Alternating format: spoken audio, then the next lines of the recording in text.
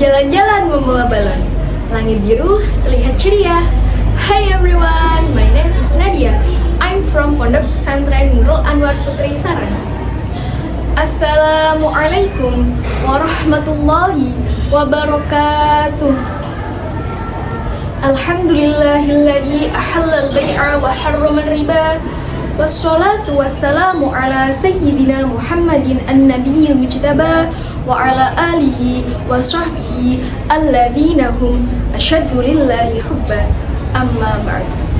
Yang saya hormati Bapak Ibu Dewan Juri yang semoga dalam lindungan Allah, serta teman-teman yang saya banggakan.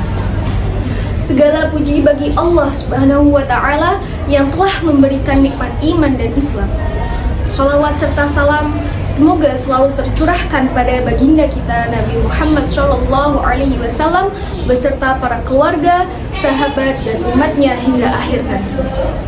Sebelum saya memulai, izinkan saya mengajukan satu pertanyaan. Ketika kita membeli satu barang, apa yang pertama kali kita pikirkan? Apakah saya membutuhkannya?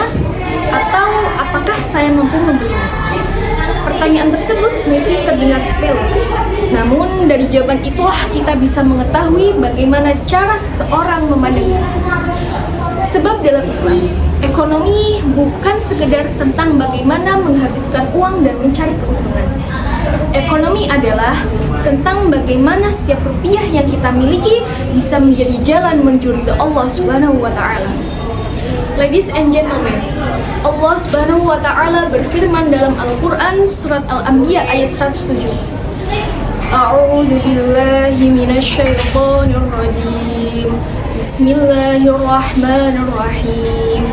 Wa ma arsalnaka illa rahmatan lil alamin. Tidaklah aku mengutusmu Muhammad kecuali menjadi rahmat bagi seluruh alam. Ayat di atas mengajarkan bahwa seluruh ajaran Rasulullah SAW termasuk dalam bidang ekonomi harus bisa menghadirkan manfaat, keadilan, dan kasih sayang. Itulah makna rahmatan lil alamin. Lantas, bagaimana cara menerapkan nilai-nilai tersebut pada kehidupan sehari-hari? Yang pertama adalah mengedepankan kejujuran dan kehalalan dalam setiap transaksi. Halal bukan hanya soal makanan. Halal juga berarti mendapatkan harta dengan cara yang jujur, tidak menipu, serta tidak mengambil hak orang lain. Sebagai pelajar, mungkin kita belum memiliki penghasilan yang tetap. Namun, kita sudah bisa mempraktekannya ketika belajar di sekolah dengan cara mengembalikan kembalian yang berlebih dan tidak memanipulasi. Lalu, prinsip yang kedua adalah hidup sederhana dan menjauhi perilaku konsumtif. Saat ini, kita hidup dalam era sosial media. Setiap hari, kita melihat begitu banyak barang yang menarik perhatian. Tas baru, baju baru, make up baru, dan yang lain. Tanpa sadar, kita membeli seluruh barang tersebut bukan karena kebutuhan, melainkan karena ingin dianggap tidak ketinggalan zaman. Padahal Allah Subhanahu wa Ta'ala berfirman dalam Al-Quran surat Al-A'raf ayat 31. A'udzu billahi minasyaitonir rajim. Bismillahirrahmanirrahim. Wa kulu washrabu wa la tusrifu. Innahu la yuhibbul musrifin. Ayat di atas mengatakan bahwa Allah melarang kita untuk berlebih-lebihan, entah dalam makan, minum, ataupun menggunakan harta. Orang mukmin harus bisa membedakan mana kebutuhan dan mana keinginan. Sebab orang yang bijak adalah orang yang bisa mengendalikan keinginannya. Lalu prinsip yang terakhir adalah berkah dalam berbagi. Banyak orang berpikir bahwa berbagi harus menjadi kaya terlebih dahulu.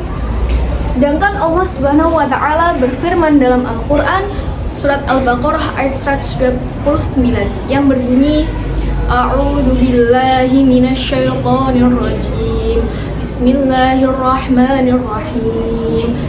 Mathalul ladzina yunfiquna fi sabilillahi kamathali habbatin anbatat sab'a sanabila fi kulli sumbulatin mi'atu habbah wallahu yudha'ifu liman yasha' wallahu wasi'un 'alim.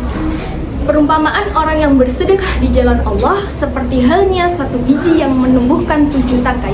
Dalam 7 tangkai tersebut terdapat 100 biji. Allah melipat gandakan pahala bagi orang yang Allah kehendaki. Ayat di atas menjelaskan bahwa sedekah tidaklah menjadikan kita miskin.